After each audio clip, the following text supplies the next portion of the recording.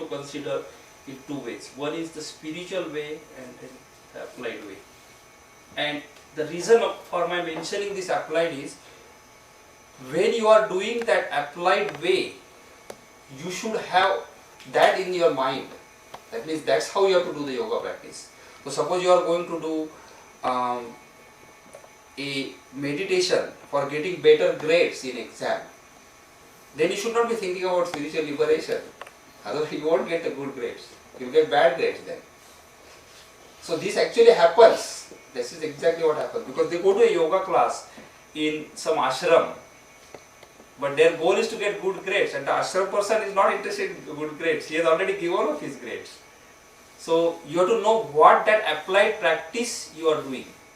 And if you are interested in the spiritual practice, then you should not do it other way. That's very important, because you will find these examples. People go for a this kind of goal like liberation, and they are very interested in chakras, or they are very interested in the lights. Like if I focus here, actually this is meant to make it very simple. If you close your eyes now and look anywhere, some light will be seen. Obviously you will see some light, and some color will be there of that light, whether it is red or green. Then you can also analyze why it is red or green. By doing all this, you will only come to know that there was a light and it had these colors and why it was there. It's not going to get to spiritual liberation, because you have to get over that light and forget that light. So now what happens with these kind of people is, they have never thought of chakras or lights or something like that in the past, and that's fantastic. They are getting something new now. As long as their goal is to know the chakras, there's no problem. But now that they got this new stuff, now they are hooked into that. And now what happens is, if they are getting interested in this, they have to give up that part, and that becomes a major struggle.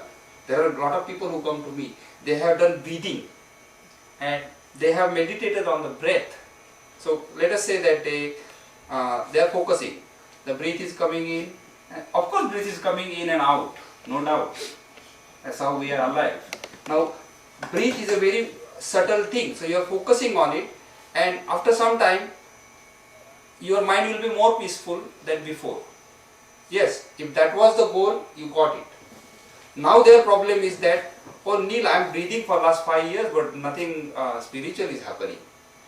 It was written in this thing that some saints will come into my dream. They are not coming. So I said,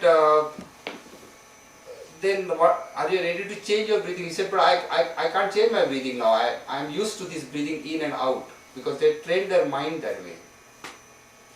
So one has to form the practice based on what the goal is. That's what I am trying to tell. And if your goal is applied, you should form that practice that way. And there are certain things in the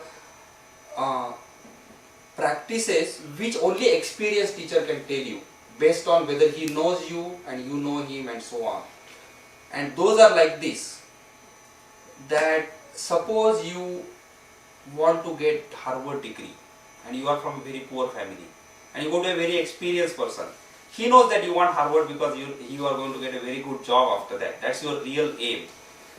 So he will tell you in such a way that he will try to make both things happen for you.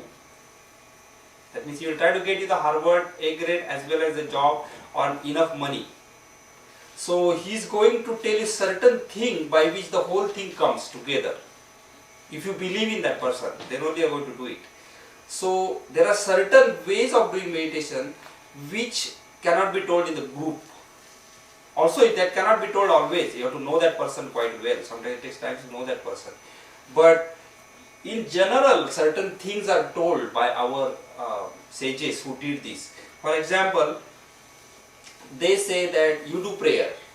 Now it looks like prayer means something religious, or what one should not do it if they are not a religious person. But prayer is one kind of meditation which applies to many goals at one time. So there is one story in one of the philosophical, I think Ramakrishna Paramahansa. He said that a person asked another person that, what do you want from this? So he said that I would like to feed my grandson with silver spoons at the age of 102. I am 102 and I have a grandson, and it should be we should be feeding him with the silver spoons. So this means that he is getting all these things in one. He should be 102 means he should live long. Then he should have a grandson. That means his son should marry and everything, should have children and all that. Plus silver spoon means he should be very rich. Then only he is going to use silver spoons for this. So he's got lot of things in one shot. Such a practice he wants from the teacher, that what I should do to get this. So sometimes a practice is given to that person such a way that that kind of meditation will give a lot of things in one shot, because otherwise he will be hooked into one thing. So one has to really understand what they want and make a goal. So anyway, what I told you so far is that when you do the meditation, there are two ways, classical and applied. When you do this applied, you have to choose the way to do that meditation for your own goal. And if you have more than one goal, all those should be spelled out to yourself at least, even if you don't spell out to the teacher. And then form that practice. It's not that you just sit on the chair and do some translator meditation. Yes, that will make you stress free. Doesn't mean that it will give you all the goals. So this part I have already covered now. Now what we are going to do is, we are going to do now one practical exercise. And I was going to use my CD, but I think I'll just tell. There is a meditation course I created of 3 CDs, but I'm going to just tell you that in a very short form, the first step of that. And so basically what you do now is, all of you simply lie down on the floor. Lie down? Yeah, on the floor. And that's the practice.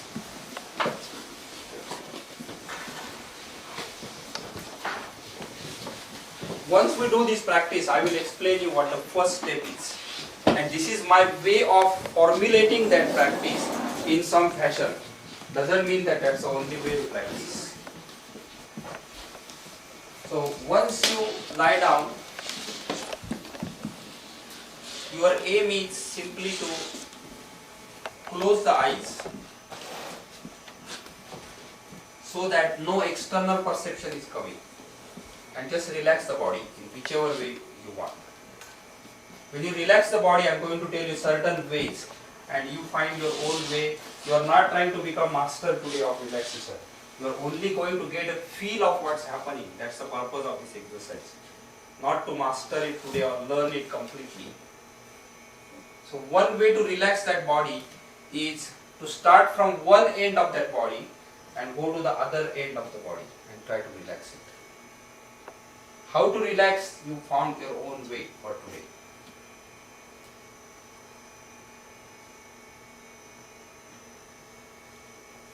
Another way to relax that body is, just imagine the entire body is relaxed. And I will tell you one more way now, just for the purpose of this class. That is, just assume that the entire body is melting. It does not actually melt. You are only assuming it. And continue this for 3 minutes, and after that we will go further.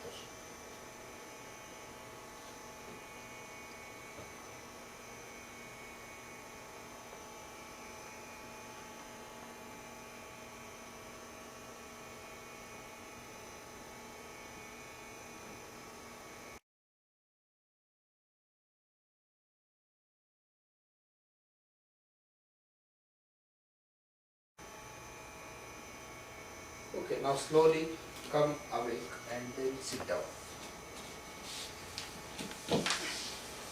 And I'm going to choose 4 people randomly, just for a sample.